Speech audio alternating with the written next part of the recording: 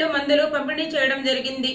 బాపులపాడు మండలం బొమ్మలూరు గ్రామంలోని Deepak next gen factory నందు డైరెక్టర్ అడుసుమిలి సుబ్రహ్మణ్యం ఆధ్వర్యంలో మానవతా సేవా సంస్థ వారి సహకారంతో కంపెనీలోని ఉద్యోగస్తులకు చుట్టుప్రక్కల గ్రామంలోని ప్రజలకు ఉచితంగా కంటి పరీక్షలు నిర్వహించి ఉచితంగా కళ్ళజోళ్లు మందులు పంపిణీ చేసి అవసరమైన వారికి ఉచితంగా ఆపరేషన్ చేయించడం జరిగింది.